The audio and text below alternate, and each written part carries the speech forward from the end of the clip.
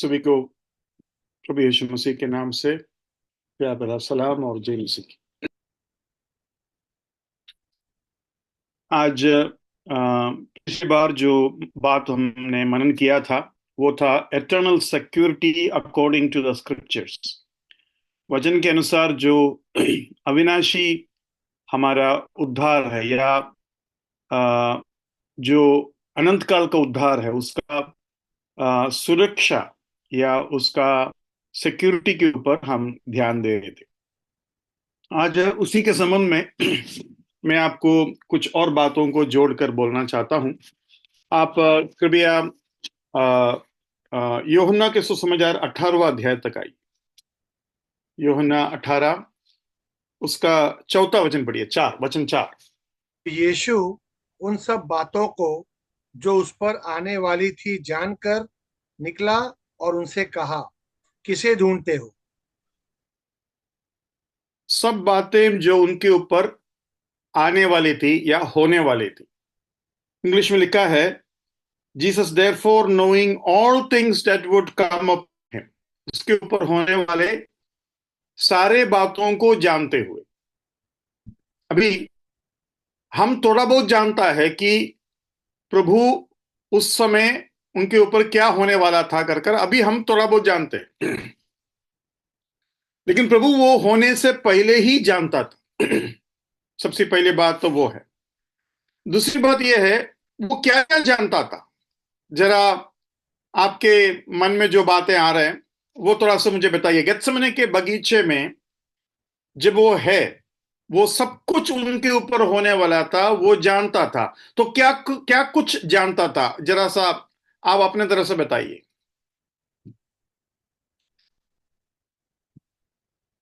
और थोड़ा वीडियोस आएगा तो बहुत ही अच्छा लगेगा। या क्या क्या होने वाला है, आपको क्या मालूम है? मतलब जो वचन हमने पढ़ा या पढ़ते हैं या हम जानते हैं, क्या क्या उनके ऊपर होने वाला है?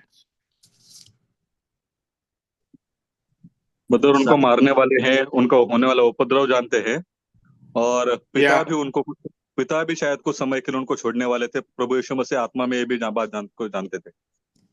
ओके। उसकी उधर निंदा, एक थोड़ा सा, हाँ, उसकी निंदा। यस यस, उसकी निंदा वो जानते थे। या और प्रभु यीशु मसीह को जो मृत्यु सहनी थी वो भयंकर थी मृत्यु, जिसकी जानकारी उसे पता थी, वो जानता था। ठीक है, उस मृत्यु का हर छोटी छोटी बातों को लेकर सारे उसके डिटेल्स को जानते थे। या और सारे जगत का पाप उसी पर डाला जाने वाला था। या वो कैसा लगेगा, कैसा होगा, है ना? एक पवित्र परमेश्वर के लिए सारा जगत का पाप उनके ऊपर डालना, ये बहुत ही भयंकर एक सोच है। ठीक है, वो भोज उनके अंदर थे। या और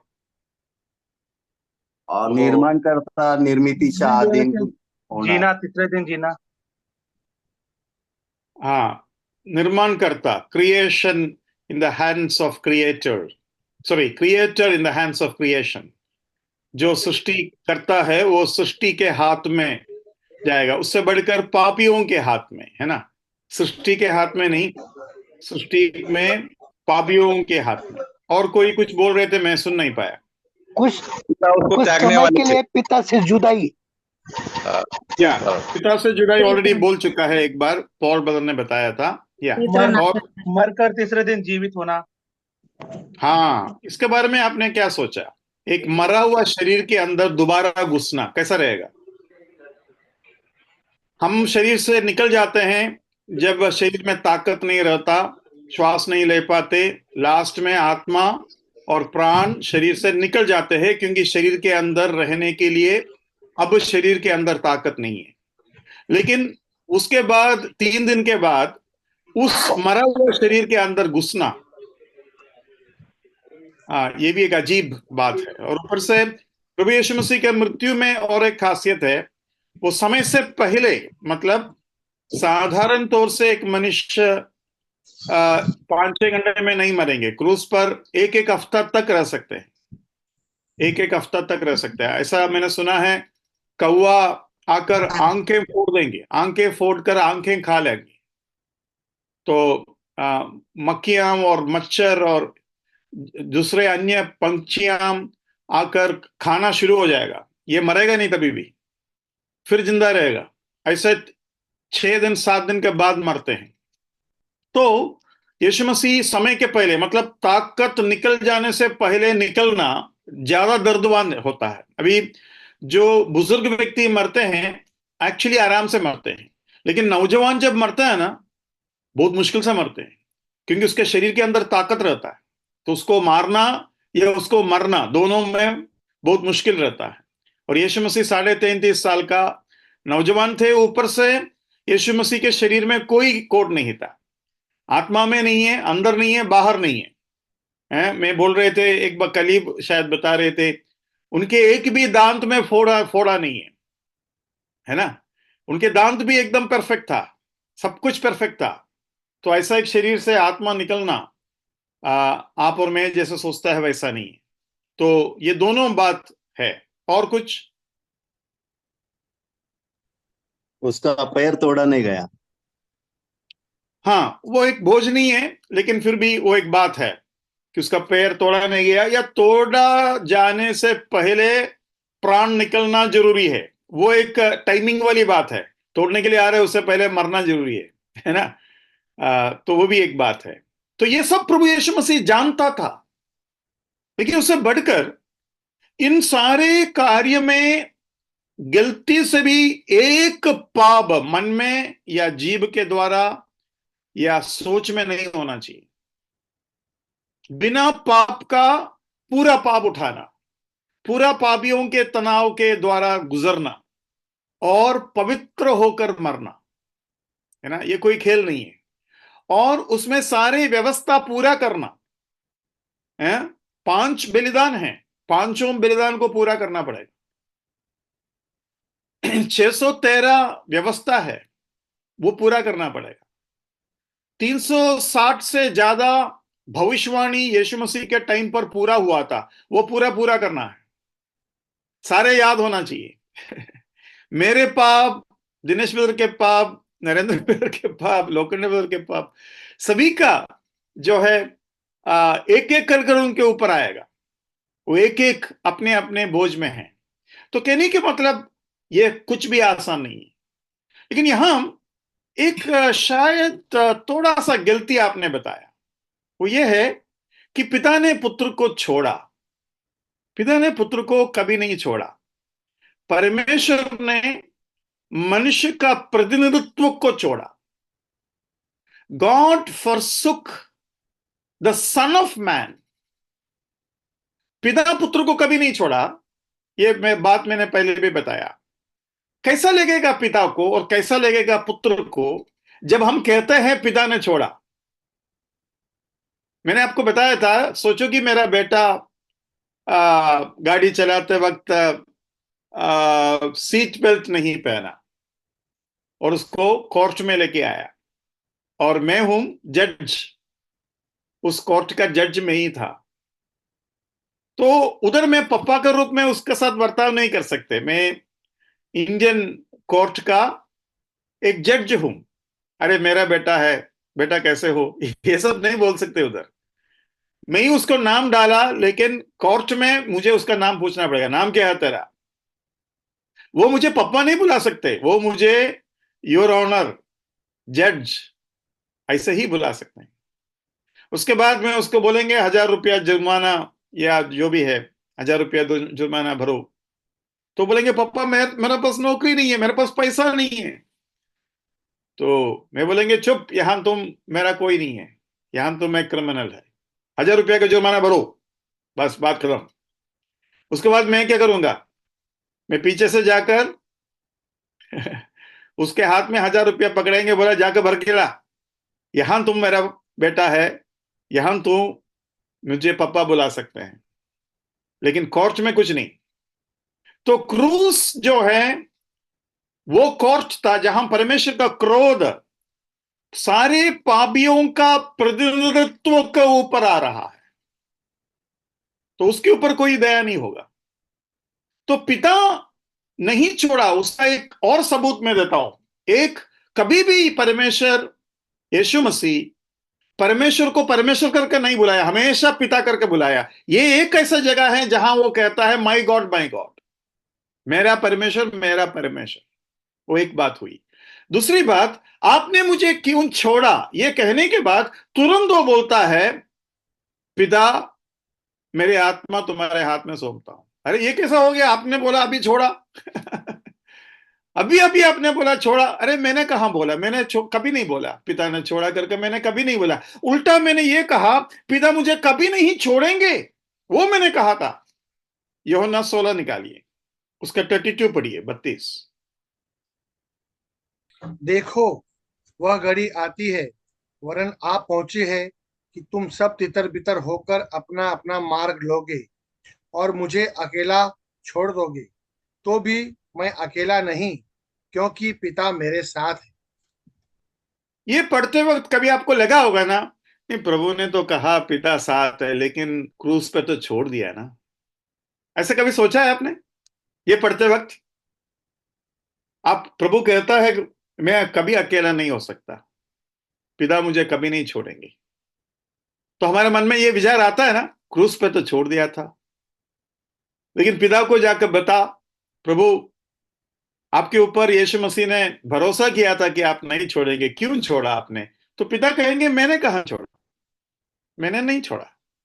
अब पुत्र को जाकर पूछिए, आपने तो बोला था पिता नहीं छोड़ेंगे, क्यों छोड़ा? तो पुत्र बोलेंगे पिता ने मुझे कब छोड़ा, मैंने कब बोला? मैंने कहा आप हे परमेश्वर, हे परमेश्वर, मैंने ये नहीं कहा हे पिता, हे पिता। तो उसमें फर्क है।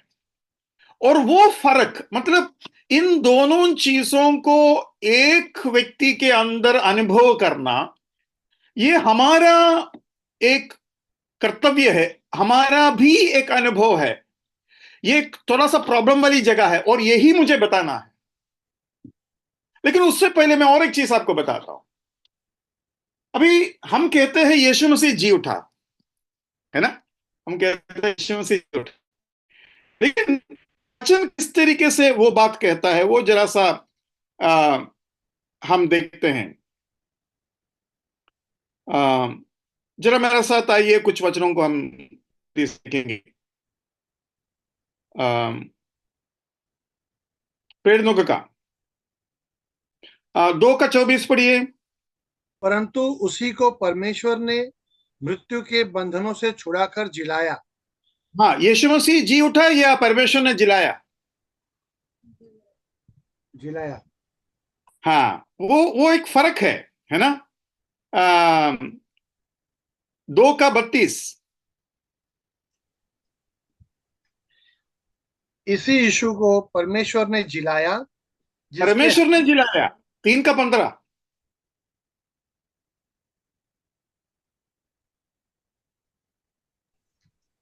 और तुमने जीवन के कर्ता को मार डाला, जिसे परमेश्वर ने मरे हुए में से जिलाया। परमेश्वर ने जिलाया, 3:26। परमेश्वर ने अपने सेवक को उठाकर पहले तुम्हारे पास भेजा, कि तुम में हाँ, से हर एक को उसकी बुराइयों से फेर कर आशीष दे। या 4:10 पढ़िए। तो तुम सब और सारे इजरायली लोग जान ले कि यीशु मसीह नासरी के नाम से, जिसे तुमने क्रूस पर चढ़ाया और परमेश्वर ने मरे हुओं में से जिलाया, या परमेश्वर ने मरे हुए में से जिलाया, परमेश्वर ने मरे हुए में से जिलाया। 5:30।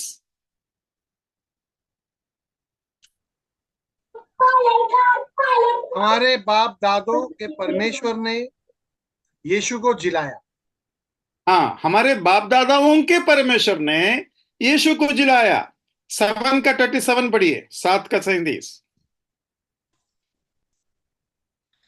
यह वही मूसा है जिसने इजरायलियों से कहा, परमेश्वर तुम्हारे भाइयों में से तुम्हारे लिए मुझसा एक भविष्यद्वक्ता उठाएगा। हाँ, वो जिलाने के बारे में नहीं बोल रहा है उधर, लेकिन वो वचन अच्छा था इसलिए पढ़वाया। 10:40 पढ़िए।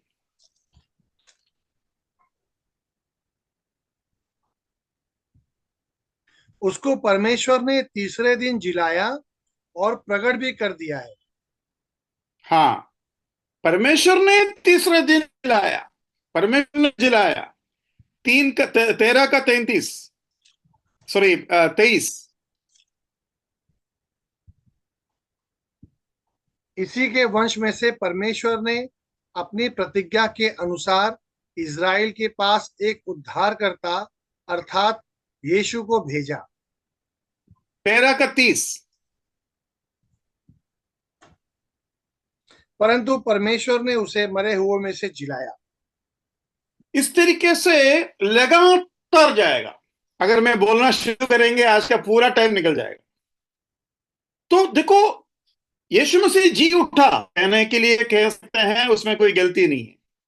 लेकिन अगर सही तरीके से बताऊं तो परमेश्वर ने जिलाया। अभी यहां एक प्रॉब्लम है। ये प्रॉब्लम यह है, यीशु मसीह जब मरा, यीशु मसीह जानता है मैं खुद नहीं आने वाला, परमेश्वर मुझे जिलाना पड़ेगा। मतलब अगर परमेश्वर मुझे नहीं जिलाएगा तो मैं नहीं जिएंगे, मैं वापस नहीं आएंगे। परमेश्वर जब तक नहीं जिलाएगा मैं वही नहीं वापस आऊंगा। तो पिता से कह रहे, पिता मैं मेरा आत्मा तुम्हारे हाथ में सौंप रहा हूं, मैं मरने जा रहा हूं, मैं नहीं वापस आऊंगा, मैं आपके ऊपर भरोसा रखकर मर रहा हूं। मतलब एक ऐसा मृत्यु जिसमें यह भरोसा रखना कि मैं अनंत काल के लिए वापस आएगा नहीं अगर मेरा पिता मुझे नहीं जिलाएगा, और मुझे नहीं जिलाएगा अगर पूरे इस कार्य में एक भी गलती हुआ तो। ये भी तो है ना, प्रभु ने जो भी कार्य किया, जिसका मनन कितना भी करने से खत्म नहीं होगा कर कर हम अभी समझ रहा है तो वो उन कोई भी चीज में एक भी गलती अगर होगा तो यीशु मसीह जिएंगे नहीं। तो वो भरोसा कर कर मरना, ये बहुत भयंकर बात है। मैं आपको एक कहानी बताता हूं। एक्चुअली मरने के बाद मरा कर मेडिकली डिक्लेयर करने के बाद जीने वाले कई लोगों का ऐसा हादसा हुआ है। डॉक्टर आपका सर्टिफाई करेंगे मर गया, लेकिन 1-2 घंटे के बाद, 1-2 दिन के बाद, मॉर्चरी से निकलने के बाद आदमी जिंदा मिल जाता है। ऐसा आपने सुना है? कभी किसी ने सुना है रियली जो हुआ? हाँ जी, सुना है या नहीं? सुना है लेकिन देखा नहीं है। देखा नहीं है। हाँ, देखोगे तो शायद डर जाएंगे तो ऐसा बहुत हुआ है, और ये मतलब मेडिकल जर्नल में मिलेगा। मतलब मेडिकल जो हिस्ट्री लिखता है ना, उन लोग बताते हैं ऐसा ऐसा हुआ है। तो ये कोई रिसरेक्शन नहीं है, क्योंकि वो लोग फिर बाद में मर जाते हैं, 1 साल 2 साल 10 साल के बाद मर जाते हैं वो लोग, तो वो अलग बात है। एक भाई को मैंने मिला तो विश्वासी था, वो सड़क में मर गया, कहीं टोकर वोकर खाकर। मरने के बाद उसको पंचायत वाले आकर, कोई उसका कोई मतलब रिश्तेदार नहीं था, पंचायत वाले आकर उसको उठाकर लोरी में पटक दिया। जैसा गोनी गोनी डालता है ना, जैसा क्या बोलते हैं उसको, रद्दा जैसा डालता है वैसा डाल दिया उसको। उसका सिर उधर फट गया। वो आदमी मेरे से बात किया जिंदा होने के बाद वो जिंदा हो गया, विश्वासी था। तो ऐसा हुआ है। मेरा कहने के मतलब, एक डॉक्टर ये जानना चाहता था मरने के तुरंत बाद क्या होगा, और मरने के बाद 1-2 घंटे के अंदर जो करना है अगर करोगे तो मैं जिंदा भी हो सकता हूं। तो नौजवान डॉक्टर था, उसको ये देखना था मरने के तुरंत बाद क्या क्या होता है, उसको ये समझना था। तो उसने क्या किया, एक रूम के अंदर सारे सेटिंग किया। मरने के बाद जब डॉक्टर को पता चलेगा, वो खुद ही डॉक्टर है, उसके कई दोस्त उस हॉस्पिटल में हैं, उसने सब अरेंजमेंट किया। अरेंजमेंट करने के बाद वो अपने शरीर के अंदर एक ऐसा केमिकल डाला जिससे वो 5 मिनट 6 मिनट में मर जाएगा। वो केमिकल डालने के बाद तुरंत उसने सारे डॉक्टर को एसएमएस कर दिया, अपने दोस्तों को बोला मैं फलाना रूम में हूं, सारे अरेंजमेंट मैंने किया है, पॉइजन मेरे अंदर शरीर चल रहा है, 6 मिनट के अंदर मैं मर जाऊंगा, क्या तुम्हारे दोस्त को नहीं बचाओगे? ये बोलकर एसएमएस खत्म कर देता है। तो ये लोग अपना काम खत्म कर कर घर जाने वाला था, तब तक ये एसएमएस आया। उधर उधर से सब डॉक्टर्स लोग भाग कर आया। 5-6 लोग रूम के अंदर घुसा तो ये मर चुका है। और उसको फिर सडनली शॉक दिया, ऑक्सीजन दिया, जो भी उनका अरेंजमेंट्स है वो सब कुछ किया, और ये जिंदा हो गया। जिंदा होने के बाद जब ये होश में आया, सीधा ये उठकर भागा और एक चर्च में गया और उधर के प्रीस्ट को पूछा, हाँ, उद्धार कैसा पाते हैं? और प्रीस्ट को पता नहीं, वो बोल रहा है तुम मेरे से ये सब पूछोगे तो मुश्किल हो जाएगा, तुम और कहीं जाकर पूछो। ये जाकर एक पास्टर से पूछता है और पास्टर बताते हैं उद्धार कैसा पाता है।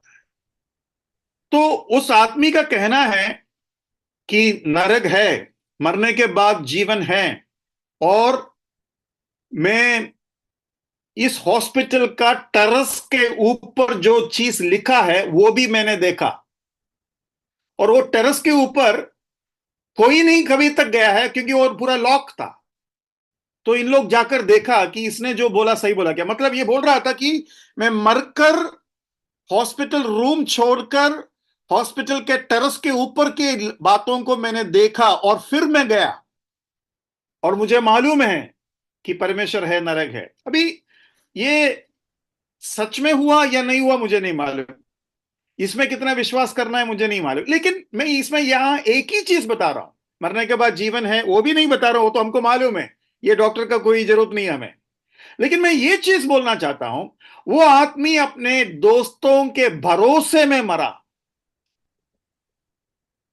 कि मेरे दोस्त लोग ये एसएमएस पढ़ेंगे और वो 5-6 मिनट के अंदर भागा भागा मेरे पास आओगे और मुझे बचाओगे। पहले से बोल नहीं सकता, एक भी दोस्त मानेंगे नहीं सारे के सारे डॉक्टर्स हैं, तो पहले बोल नहीं पाएगा। तो इसने ये अरेंजमेंट किया, वो भरोसा कर कर मरना कि ये मुझे जिलाएगा। अगर नहीं जिलाएगा, अगर एसएमएस नहीं गया, अगर उस दिन रेंज नहीं होता, अगर ये मोबाइल इन लोग उस दिन देखा नहीं होता, कुछ भी हो सकता है। लेकिन ये आदमी इतना परेशान था इस सच्चाई को जानने के लिए कि उसने ऐसा एक परीक्षा किया। तो मैं केवल एक ही चीज बोल रहा हूं, ऐसा मत सोचना मरने के बाद जीवन है बताने के लिए ये सब कहानी बताया। वो तो उन लोग जो किया वो सच है झूठ है मुझे नहीं पता। लेकिन यीशु मसीह तुम्हारे संत को तुम you will not allow your saints to see decay, मतलब नष्ट होने नहीं देंगे।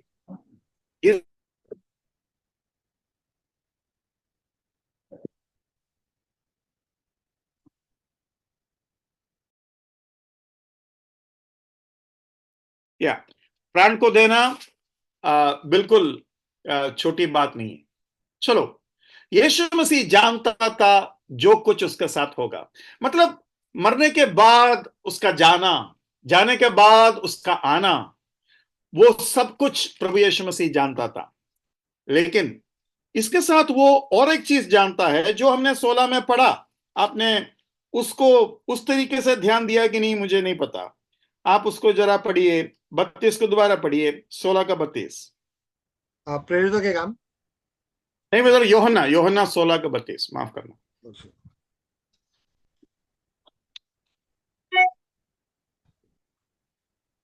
देखो वह घड़ी आती है, वरन आ पहुंची है कि तुम सब तितर बितर होकर अपना मार्ग लोगे और मुझे अकेला छोड़ दोगे, तो भी मैं अकेला नहीं। या थैंक यू ब्रदर। मतलब तुम मुझे छोड़ दोगे, ये भी प्रभु यीशु मसीह जानता था। केवल छोड़ोगे नहीं, तुम मुझे इनकार करोगे। अभी जो धोखा दिया, जो घूस मांगा, पैसा लिया, युदास को छोड़ो, युदास से ज्यादा यीशु मसीह को लेना देना नहीं है। लेकिन अपने लोग सारे के सारे मुझे छोड़ देंगे। यहां मैं ये बताना चाहता हूं, हम उद्धार का सुरक्षा के बारे में सीख रहे हैं। We are learning the security of salvation. यहां उद्धार का सुरक्षा में इस तरीके से बोलना चाहता हूं, वो जानते हैं कि हम उनको छोड़ेंगे, लेकिन वो हमें यहां बता रहा है कि तुम मुझे छोड़ेंगे, मैं जानता हूं, फिर भी मैं तुम्हें अभी प्रेम कर रहा हूं। और मैं ये बात इसलिए बता रहा हूं ताकि तुम्हें शांति हो। अगली वचन पढ़िए, उसके 33। मैंने ये बातें तुमसे इसलिए कही हैं कि तुम्हें मुझ में शांति मिली। संसार में तुम्हें क्लेश होता है, परंतु ढाढ़स बांधो, मैंने संसार को जीत लिया है। ये शांति कैसे मिलेगा? तुम लोग सब मुझे छोड़ने वाले हैं, मुझे अकेला छोड़ने वाला है, ये शांति कैसे मिलेगा? ये बोलेगा तो मतलब तुम जो मेरे साथ करने वाले हैं, वो जानते हुए भी मैं तुम्हारे साथ रिश्ता को नहीं तोड़ा। जब होगा तब तोड़ेंगे, अभी तो तोड़ने की जरूरत नहीं है, ऐसा भी मैं नहीं सोच रहा हूं। मैं उल्टा ये बोल रहा हूं, पिता मुझे कभी नहीं छोड़ेंगे और मैं वापस आऊंगा और तुम भी जीतोगे। अभी तुम हारने वाले हैं, अभी तुम मुझे इनकार करने वाले हैं, लेकिन इनकार करते वक्त तुम्हारे मन में यह शांति होना चाहिए, प्रभु ने कहा था, और प्रभु ने मुझे यह भी कहा था तुम वापस आओगे। मतलब इनकार करना जीवन का उद्धार का नहीं है, वापस आ सकता हूं। इनकार करोगे कर कर प्रभु तो कहा, मैं तो विश्वास नहीं करता, मैं तो इनकार को इनकार किया। पतरस ने इनकार को इनकार किया कि नहीं? पतरस बोला सब छोड़ेगा तो भी नहीं, मैं नहीं छोड़ूंगा। लेकिन छोड़ने के बाद पतरस को यह भी लगा होगा शांति के रूप में, मैं वापस जा सकता हूं, क्योंकि मेरा प्रभु जानता था मैं उसको छोड़ेंगे, फिर भी वो मुझे नफरत नहीं किया। आपको अगर मालूम है कि कल ये मनुष्य मुझे धोखा देने वाला है, कल ये आदमी मुझे फंसाने वाला है, आज आप उसको प्रेम कर सकता है क्या? कल फंसाने वाले है ना, तो आज तो नहीं फंसाया ना, आज तो जिगरी दोस्त है, तो आज प्रेम कर लो। कल फंसाएगा ना, तो कल इनकार या नफरत कर लो। ये हमसे नहीं होगा। ये हमसे होगा ही नहीं। तो प्रभु ये वाला शांति हमें देना चाहता है कि मेरा और तुम्हारा बीच का रिश्ता कभी नहीं तोड़ने वाला है। ये बात मैं आपको बताना चाहता हूं। और मैं जो उद्धार तुम्हें दे रहा हूं, वो उद्धार का लक्ष्य जरा देखिए। उद्धार का लक्ष्य क्या है? जरा इब्रानी का पत्री 10वां अध्याय की तरफ आइए। बहुत ही जाना माना वचन है, लेकिन आज उसको थोड़ा सा अलग रूप से हम समझने का कोशिश करेंगे। 10 का दूसरा वचन पढ़िए। नहीं तो उनका चढ़ाना बंद क्यों न हो जाता। इसलिए जब सेवा करने वाले एक ही बार शुद्ध हो जाते, तो फिर उनका विवेक उन्हें पापी न ठहराता। तो पुराना नियम के बलिदान करने के बाद एक आदमी का विवेक पूरे तरीके से शुद्ध नहीं होता है, और उसका वजह से उसके विवेक उसको पापी ठहराता है। तो हमेशा एक पुराना नियम का संत का विवेक संपूर्ण तौर से शुद्ध नहीं होता। लेकिन यह बात यहां क्यों बताया? यहां इसलिए बताया कि हमारा विवेक फिर हमें दोषी नहीं ठहराते। लेकिन मैं आपको पूछ रहा हूं, जितना भी लोग मुझे सुन रहा है, अभी कुछ 42 लोग मुझे सुन रहा है, ऐसा कोई है जिनका विवेक उनको दोषी नहीं ठहराते? ऐसा कोई है जिसका विवेक आपको दोषी नहीं ठहराते? आपका विवेक आपको दोषी नहीं ठहरा रहा है कोई भी पाप के बारे में। यहां तो लिखा है कि पुराना नियम का बलिदान के बाद विवेक हमेशा दोषी ठहराते हैं। और उसको यहां यह लक्ष्य समझ में आता है कि परमेश्वर का लक्ष्य यह है कि नया नियम का यीशु मसीह का बलिदान के बाद तुम्हारा विवेक तुम्हें दोषी नहीं ठहराएंगे। उसका उसका उसका सबूत मैं देता हूं। जरा पढ़िए उसका 10।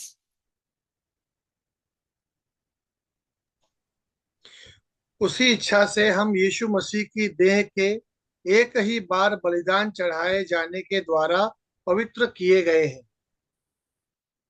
एक ही बार में पवित्र, वंस फॉर ऑल। उधर उधर इंग्लिश में जो शब्द है वो बहुत अच्छा है। Offering of the body of Jesus Christ once for all, एक ही बार में संपूर्ण तौर से तुम्हें शुद्ध कर देता है। अभी और पढ़िए, उसका 12 पढ़िए। परंतु यह व्यक्ति तो पापों के बदले एक ही बलिदान सर्वदा के लिए चढ़ाकर परमेश्वर के दाहिने जा बैठा। सर्वदा के लिए चढ़ाया। अभी उसका उसका परिणाम क्या है? 14 पढ़िए। क्योंकि उसने एक ही चढ़ावे के द्वारा उन्हें जो पवित्र किए जाते हैं सर्वदा के लिए सिद्ध कर दिया है। सर्वदा के लिए सिद्ध कर दिया।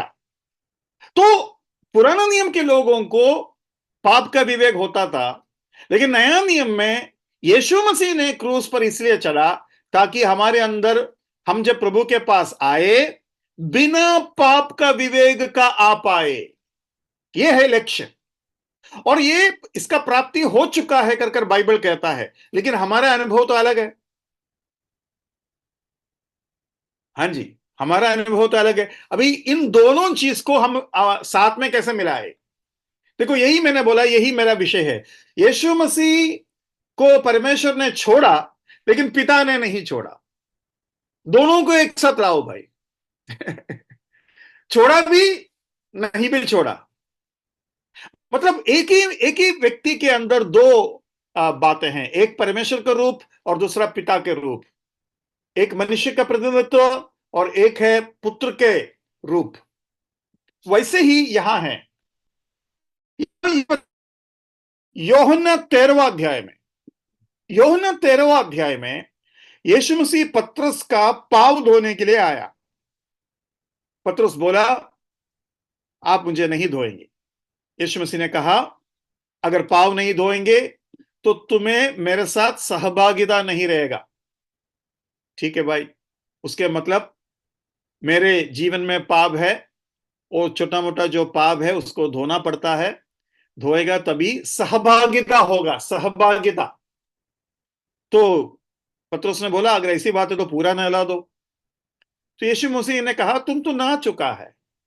और फिर कहा, तुम लोग संपूर्ण तौर से शुद्ध है या शुद्ध है, यू आर कंप्लीटली क्लीन। ये कैसा हो सकता है प्रभु? आप धोने के लिए बैठे हैं और मैं अभी तक धोने के लिए दिया नहीं। धोने से पहले ही आप बोल रहा है हम कंप्लीटली क्लीन है। ये दोनों बात एक साथ कैसे बोलते हैं आप? यूहन्ना 13 उसका 8 पहले पढ़िए। पतरस ने उससे कहा, तू मेरे पांव कभी न धोने पाएगा।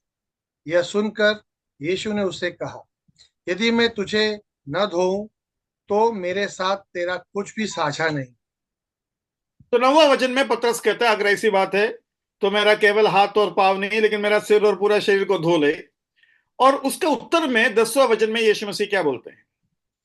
यीशु ने उससे कहा, जो नहा चुका है उसे पांव के सिवाय और कुछ धोने की आवश्यकता नहीं, परंतु वह बिल्कुल शुद्ध है और तुम हाँ, वो शुद्ध हो। बिल्कुल शुद्ध है। वो शब्द जरा देखिए, वह बिल्कुल शुद्ध है। बिल्कुल शुद्ध है जो बोलता है, इंग्लिश में लिखा है he is completely clean, completely clean. पूरे तरीके से शुद्ध है तुम। तो पतरस को दो बातें एक साथ समझना होगा। पतरस को दो बातें एक साथ समझना होगा। मेरे पांव में गंदगी होने के बावजूद भी मैं पूरे तरीके से शुद्ध भी हूं। पहला कुरिन्थी में कई बार कुरिन्थी लोगों का पाप बताया जा रहा है, लेकिन जब उनका संबोधन किया या उनको जब पुकारा तो बोलता है संत, कुरिन्थ के संत लोग। जरा देखिए, केवल कुरिन्थी लोगों को नहीं, सारे पत्रिकाएं जब लिखता है ऐसे शब्दों का इस्तेमाल होता है। लेकिन उसको जरा सा हम देखेंगे। दूसरा कुरिन्थी निकालिए, उसका पहला वचन पढ़िए।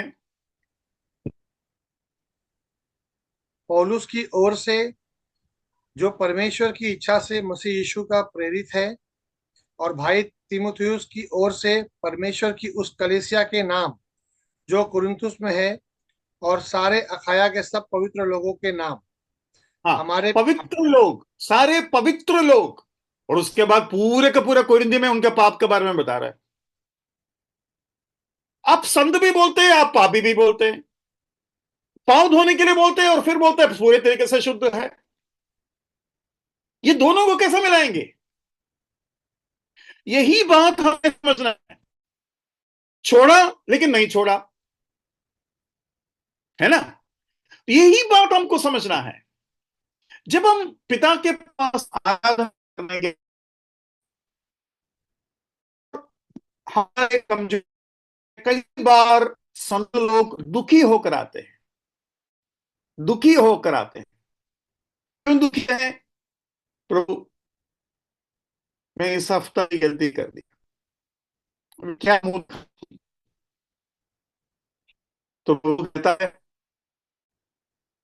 तुमने जो की वो पाकर, लेकिन मैंने तुम्हें जो शुद्ध किया बुरे तरीके से नहाने के बराबर है। अभी ये जो बात है, इसको एक दूसरा एक पैराबल से ज्यादा समझ में आता है। वो पैराबल, या वो जो क्या बोलते हैं, पैराबल को क्या बोलते हैं हम? उपमा, है ना? दृष्टांत। उस उपमा में, दृष्टांत में यीशु मसीह कहता है, कई लोगों को शादी के लिए बुलाया, शादी का भोजन के लिए बुलाया, लेकिन वो लोग आया नहीं। तो फिर राजा ने भिखारी लोगों को, परदेशी लोगों को, एकदम बदतर लोगों को बुलाया। राजा ने बोलता सभी को बुलाओ भाई, एकदम सड़क का आदमी को बुलाया। लेकिन जब खाने के लिए आया सारे, तो एक आदमी के पास शादी का वस्त्र नहीं था, the garment of the wedding. तो बाकी लोगों को ये शादी का ये वस्त्र कैसा मिला? गरीब लोग हैं, भिखारी लोग हैं, उनको राजा ही दिया, राजा ने दिया। शादी का वस्त्र राजा के लेवल के होना चाहिए।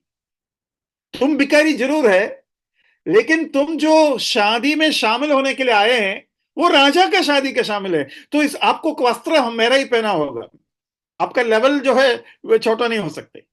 तो सारे लोग पहन लिया। लेकिन ये आदमी को राजा पूछ रहे, तुम कैसे अंदर आया भाई? तो ये मैं कैसा समझू, इसका अर्थ क्या है? इसके अर्थ मुझे समझ में ही नहीं आ रहा था। जब ये भाग मनन किया, प्रभु ने मुझे याद दिलाया, ये है उसके अर्थ ये है, ये आदमी, उसके पास एक अच्छा वस्त्र था, उसके पास एक अच्छा वस्त्र था। वो सोचा राजा का वस्त्र ठीक है, लेकिन मेरे पास है ना, ये भी मैं पहनूंगा। उसने वो पहन के आया। अभी आपने कभी ध्यान दिया कि नहीं पता नहीं, जब एकदम गरीब लोग चर्च में आते हैं, वो अच्छे से अच्छे कपड़े पहनकर आते हैं, फिर भी जो अच्छे कपड़े के बराबर में नहीं आएगा। आपको वो बात समझ में आ रहा है क्या? मतलब एकदम तगड़ा शू पहनकर आएंगे, लेकिन वो शू देखकर ही हमको पता चलेगा ये सड़क से 150 रुपए का खरीदा हुआ शू है। शू एकदम नया, लेकिन हम वो शू को देखते ही पता चलेगा हमको वो क्या है करके। बेल्ट एकदम नया, एकदम लाल कलर का बेल्ट, कभी कभी सफेद कलर का बेल्ट 25 रुपया में मिल जाएगा। वो अपने तरफ से बहुत अच्छा कपड़ा पहनकर आया है, लेकिन हम जानते हैं कि वो एकदम नीचे लेवल का कपड़ा है। नेवी में जब हम भर्ती होते हैं, नेवी हमें इतना यूनिफॉर्म देता है, इतना यूनिफॉर्म, इतना शूज, इतना सॉक्स, इतना इनर वेयर, इतना क्या बोलते हैं कैप, इतना बूट देते हैं कि हमें अपना कुछ भी पहनने की जरूरत नहीं है। लेकिन उनको मालूम है ये लोग पहनेंगे अपना, तो हमारे सब कुछ वो ले लेते हैं और केवल नेवी का यूनिफॉर्म पूरा भरकर हमको दे देगा। मतलब कोई भी हालत में तुम्हारा कुछ भी तुम नहीं पहनेंगे। अगर कुछ भी तुम्हारा पहना हुआ देखेगा तो छोड़ेगा नहीं। और पहनने के लिए कपड़ा नहीं दे रहा है, स्टिच कर कर देगा। स्टिच करके देंगे। और वो जो स्टिच करके देते हैं उसका डबल चेकिंग होता है। टेलर कांपते हुए हमारे सामने खड़े होते हैं और हमारा सीनियर हमारे यूनिफॉर्म चेक करेंगे कि ये इसका यूनिफॉर्म एकदम टनाटन है कि नहीं। सफाई के बारे में नहीं बोल रहा हूं, स्टिचिंग के बारे में बोल रहा हूं। उसके बाद हमको धोने नहीं देंगे, हमको इस्त्री करने नहीं देंगे, वो सब गवर्नमेंट करेगा। और फिर जब हम पहनेंगे हमारे ऊपर कोई दोषी नहीं बोलेगा। क्यों? अरे आप हमारा पहने नहीं देंगे, हमको धोने नहीं देंगे, हमको इस्त्री करने नहीं देंगे, हम तो केवल पहना है, अभी हमें कौन कोई क्या बोल सकते हैं। तो बोलेगा तो किसको बोलेगा? धोबी को बोलेगा, टेलर को बोलेगा, या कपड़ा देने वाला जो कंपनी है उनको बोलेंगे। लेकिन एक आदमी, उसके पास एक सफेद कपड़ा था, उसने सोचा मैं ये कपड़ा पहनेंगे सबसे अलग दिखेगा। उसका कपड़ा अच्छा था लेकिन वो गवर्नमेंट का दिया हुआ कपड़ा नहीं था, छोड़ेगा नहीं उसको उसको खत्म कर देंगे। भाइयों, ये राजा पूछा ये तुम आया कैसे अंदर? क्योंकि ये कपड़ा मेरा नहीं है। मैं क्या बोलना चाहता हूं, हम जब पिता कर कर प्रभु के पास आते हैं, पिताजी कर कर बुलाते हैं, हमारे भरोसा पिछली एक हफ्ते का पवित्र जीवन के ऊपर नहीं होना चाहिए, वो मेरा कपड़ा है। लेकिन उससे पहले दिया हुआ एक कपड़ा क्रूस के द्वारा मुझे मिला है, उसके बलबूते में मैं अब बुलाने, उसके बलबूते में मेरे अंदर हिम्मत आएगा। इसलिए बाइबल में लिखा है हियाव के साथ आइए। कौन आ सकते हैं हियाव के साथ? मुझे सुनने वाले ऐसा कोई है जो आ सकते हैं? हम में से कोई भी हियाव के साथ नहीं आ सकता, लेकिन यीशु मसीह के लहू के द्वारा अब्बा कर कर हम बुलाते हैं और हमारे मन में हमारे खुद के योग्यता की कोई बात मन में नहीं लाते, तब पूरे के पूरे हियाव आ जाते हैं।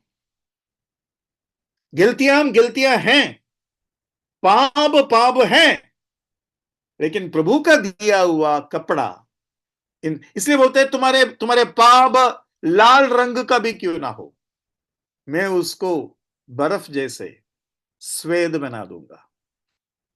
तो ये दोनों सच है, दोनों सच है। मतलब पाप का जब ख्याल आते हैं वो मुझे प्रभु के पास आने में रुकाने का नहीं।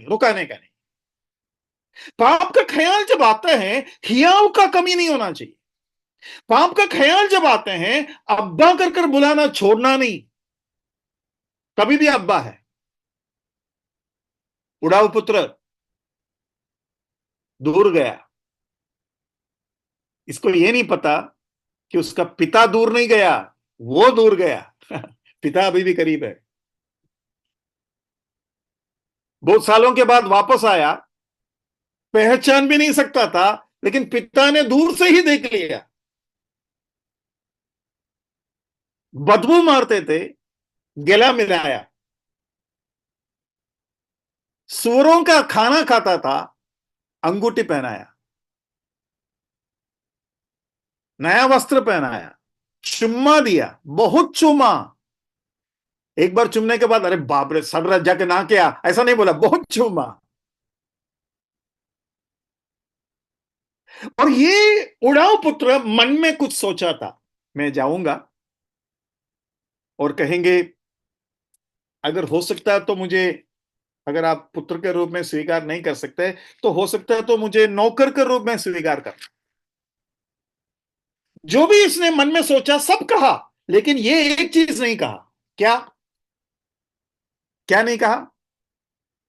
नौकर के रूप में मुझे स्वीकार करना, वो कहा नहीं। क्यों नहीं कहा? जब उधर वो गया उसको समझ में आया उसके कार्य के अनुसार नौकर का भी योग्यता नहीं है, लेकिन पिता के मन में अभी भी मैं बैठा हूं। मतलब मेरा विवेक मुझे दोषी ठहराते हैं, लेकिन प्रभु का दिया हुआ पवित्रता उस दोषीपन को यह सिखाना चाहिए, उसका पांव धो ले, तुम अभी भी नहा चुका है, नहाया हुआ व्यक्ति हूं। तो दोनों को एक साथ लाना है और आराधना में यह रुकावट पैदा नहीं करने का। और शैतान यही चाहता है कि यीशु मसीह का पूरा मेहनत पानी में चला जाए और तुम्हारा विवेक तुम्हें दोषी ठहराए और तुम अब्बा कर नहीं बुलाए, उल्टा तुम दूर जाए। दूर जाए, ये सोचकर दूर जाए कि मेरा बाप, मेरा पप्पा मुझे बुलाएगा नहीं, मुझे वापस नहीं लेंगे। और इसलिए यीशु मसीह कहता है, मेरे ऊपर होने वाला सब कुछ मैं जानता हूं। मतलब तुम जो भी पाप करने वाला है वो भी मैं जानता हूं। इसके साथ और एक चीज मैं जोड़कर कहूंगा, यीशु मसीह ने कहा था कि आ, हर दिन का अपना अपना पाप होता है, उतना काफी है। ऐसा एक वचन आपको याद आ रहा है क्या? मैथ्यू 6। जरा देखिए, मैं वो वचन तैयार किया नहीं था। मत्ती का 6 देखेंगे। ब्रदर ने जो बोला, इनफ इज द सिन। एक सेकेंड, मैथ्यू 6 का 34 पढ़िए। अंततः कल को चिंता न करो, क्योंकि कल का दिन अपनी चिंता आप कर लेगा। आज के लिए आज का ही दुख बहुत है। आज के लिए आज का ही दुख बहुत है। मतलब जब मुझे मालूम है आज जिस पाप के लिए मैं माफी मांग रहा हूं वो पाप मैं कल भी करने वाला हूं, तो आज मैं कैसा माफी मांगेंगे ठीक से? मैं बड़ा माफी मांग रहा हूं, प्रभु मुझे माफ कर दो, मैं और नहीं करूंगा। पत्रोस ने बोला ना, कोई भी इनकार करे मैं इनकार नहीं करूंगा। ये पत्रोस कैसा बोल सकते हैं अगर पत्रोस को पूरी तरीके से मालूम है कि कल भी वो इनकार करेगा? पत्रोस विश्वास नहीं कर रहा था। यीशु मसीह ने कहा तुम मुझे इनकार करोगे, तो पत्रोस विश्वास नहीं कर रहा था। इसलिए पत्रोस ये बोल पाया कि मैं इनकार नहीं करूंगा, दिल से बोल पाया। लेकिन जब वो इनकार की तब वो फूट फूट कर रोया। लेकिन इनकार करने से पहले ही अगर फूट फूट कर रोने लगेगा तो उद्धार पाते वक्त, उद्धार पाने के बाद करने वाले सारे पाप अगर मुझे मालूम है, मैं कैसा माफी मांगूंगे? क्या मुंह दिखाएंगे? कल क्या करने वाले मैं आज जानेगा तो प्रभु बोलता है तुम फिक्र मत कर, देखो तुम कल जो करने वाला है वो मैं जानता हूं। गेत्सेमने के बगीचे में मैं जानता हूं all that will come upon him. एक आत्मिक रूप से उस वचन को मैं ले रहा हूं। उस वचन का अर्थ केवल उस समय के बारे में होगा, लेकिन उसी वचन को आत्मिक रूप से मैं ले रहा हूं। क्या प्रभु आगे को, आज 2024 में होने वाले पाप, उनके विरोध में होने वाले बातों को क्या नहीं जानते? वो भी तो वो जानते हैं। फिर भी वो जॉर्ज मैथ्यू को प्रेम करता है। आज जब मैं माफी मांगता हूं, प्रभु ऐसा माफ करते हैं जैसा कि उनको कल का पाप के बारे में कुछ भी नहीं पता। एकदम नया स्टार्टिंग मुझे देता है, जैसा कि मैं अभी कभी फिर पाप नहीं करेंगे। मतलब हमेशा मुझे संपूर्ण पूरा मौका, नया मौका, फ्रेश का देता है, जैसे कि एकदम नया। भाई बहनों, मेरा उद्धार कितना सुरक्षित है। मेरा उद्धार उतना सुरक्षित है जितना मेरा उद्धारकर्ता का प्रेम मेरे लिए है, समझ मेरे लिए है। मेरा प्रभु उनके ऊपर होने वाले सारे चीज जानते थे। और फिर वचन में ये अर्थ, मतलब ये जो बात जब वचन में लिखता है उसका अर्थ एकदम बदल जाता है। वो क्या है जरा देखिए, यूहन्ना 13 का 1। फसह के पर्व के पहले जब यीशु ने जान लिया कि मेरी वह घड़ी आ पहुंची है कि जगत छोड़कर पिता के पास जाऊं, तो अपने लोगों से जो जगत में थे जैसा प्रेम वह रखता था, अंत तक वैसा ही प्रेम रखता रहा। हाँ, उसका उसका पृष्ठभूमि देखो। वो जानते थे उसको क्या होने वाला है, तब वो जिससे प्रेम किया वो अंत तक वैसा ही प्रेम किया। यही है मेरा उद्धार का सुरक्षा। कितने बाप, कितने मां अपने बच्चों को मारा, जान लिया है। कितने माँ बाप अपने बच्चों का जान लिया है। कितने बच्चे अपने माँ बाप का जान लिया है। कितने पतियां, कितने प्रेमिका अपने प्रेमियों का जान लिया है, लेकिन मेरा प्रभु बदलेंगे नहीं। मेरा उद्धार का सुरक्षा उनके स्वभाव, उनके प्रेम के ऊपर भरोसा रखकर है। प्रभु कहता है, कल का पाप के बारे में सोचकर आज का मेरा और तुम्हारा इस संबंध को दुखी मत करो। कल का पाप हम कल देख लेंगे। कल का पाप गंभीर है, मुझे मालूम है। आज तो तुम्हारा साथ है, कल तो तुम मुझे इनकार करने वाले हैं। परसों तुम कहने वाले हैं वो नहीं जी उठेगा। नरसों तुम बोलेंगे वो जी उठने दो, मैं जब तक उंगली नहीं डालेंगे तब तक मैं नहीं मानूंगा। ये मुझे मालूम है। और ये सब कुछ होने के बावजूद भी तुम मछली पकड़ने के लिए जाएंगे, ये भी मुझे मालूम है। लेकिन मैं तुमको बता रहा हूं ना, ये सब मैं जानते हुए भी मैं तुमको बता रहा हूं ताकि तुम समझ ले कि मैं अगर आज प्रेम कर पा रहा हूं तो कल भी प्रेम कर पाएंगे। इसलिए मैं तुम्हारा शांति के लिए बता रहा हूं कि तुम मुझे छोड़कर जाओगे, मेरा पिता मुझे नहीं छोड़ेगा। आज का पाप के लिए तुम आज दुखी हो जाओ, लेकिन हिया बांध कर फिर मेरे पास आओ। भाई बहनों, क्या आज का वचन मुझे सुनने वाले किसी को वापस प्रभु के पास आने के लिए हियाव दिया? वापस प्रभु के पास अपने आंसुओं को पोंछकर प्रभु का उस प्रेम का सामने घुटना टेकर आराधना करने का हियाव दिया? और एक बार मुस्कुराने का हियाव दिया? और एक बार प्रभु के पास आने का, आजादी का वो महसूस आपको मिला? तो वही इस वचन का लक्ष्य है। और ऊपर से ये उद्धार जो कभी नहीं खो पाएंगे, क्या उस उद्धार को पाने का इच्छा आपके अंदर है? अगर ऐसी बात है तो उद्धार पाना अच्छा है। शादी के बारे में यीशु मसीह ने जब कहा तो लोग कहा, अगर ऐसी बात है तो शादी करना अच्छा नहीं है। लेकिन उद्धार के बारे में आप क्या कहते हैं? अगर यह है मेरा पति, आत्मिक पति, तो उस आत्मिक पति को मेरा पति बनाना और उद्धार पाना, प्रभु का बेटा होना अच्छा है। क्योंकि जिसके ऊपर मैंने भरोसा रखा वो मेरे उस धन को संभाल कर रखेंगे।